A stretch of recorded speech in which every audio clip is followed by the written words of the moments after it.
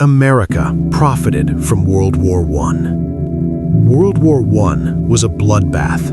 Over 16 million dead. Empires erased from the map. Currencies destroyed. A generation wiped out in mud and gunfire. Europe, the center of global power for centuries, nearly collapsed under its own violence.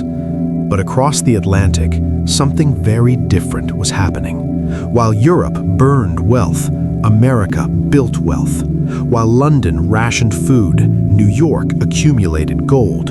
While Germany drained its treasury, Wall Street expanded its influence. By 1918, the United States had done something extraordinary. It turned Europe's catastrophe into its own economic rise.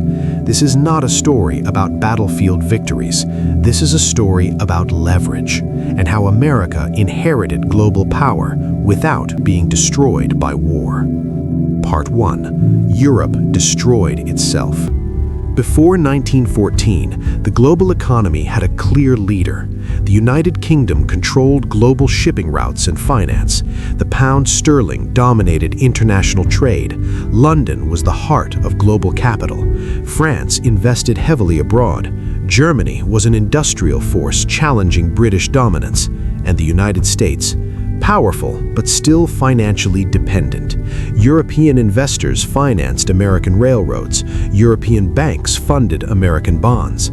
The hierarchy was simple. Europe lent, America borrowed.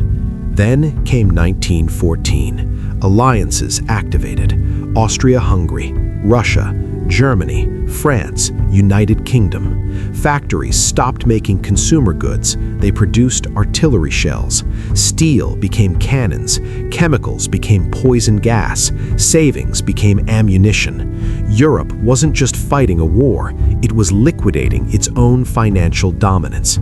Capital that once funded global trade was redirected into destruction. And when the world's banker burns its own balance sheet, a vacuum forms. Part 2. Neutrality was America's strategic weapon. President Woodrow Wilson declared neutrality, but neutrality was not weakness, it was positioning. Europe needed food, steel, oil, machinery, credit, and America had all of it. Midwestern farms expanded production dramatically. Industrial output surged. Exports skyrocketed. But the most powerful export wasn't wheat, it was money. Wall Street became Europe's lifeline. The powerful banking house J.P. Morgan & Co. arranged massive loans for Britain and France. Billions flowed across the Atlantic. Now pause. Before the war, America owed Europe. By 1917, Europe owed America billions. Debt reverses power. When someone owes you their survival, you gain influence over their future. Without firing a single shot in the early years, America had already begun reshaping global finance.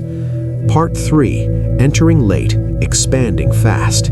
In 1917, the United States officially entered the war, but by then, Europe was exhausted. Treasuries were drained, gold reserves were shrinking, manpower was depleted. America mobilized quickly.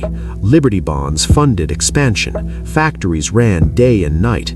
Industrial production exploded. But unlike Europe, no American cities were flattened. No farmland was cratered. No industrial centers were destroyed. While Europe rebuilt from ruins, America scaled from strength. Gold flowed into American vaults. New York began overtaking London as the center of global finance. The war didn't devastate the U.S., it accelerated it. Part 4. The peace that locked in American dominance. When the war ended, Europe faced reconstruction. Then came the Treaty of Versailles. Germany was forced to pay heavy reparations, but Germany couldn't pay, so American banks loaned Germany money. Germany paid Britain and France. Britain and France paid the United States. The entire post-war financial system revolved around American credit. The United States became the world's largest creditor nation. Gold reserves concentrated in American banks. The dollar began challenging the pound sterling. Global financial gravity shifted from London to New York. Europe had won territory. America had won the system. Part 5. The profitable shift that changed the century. By the early 1920s, the transformation was complete. America was no longer catching up, it was leading.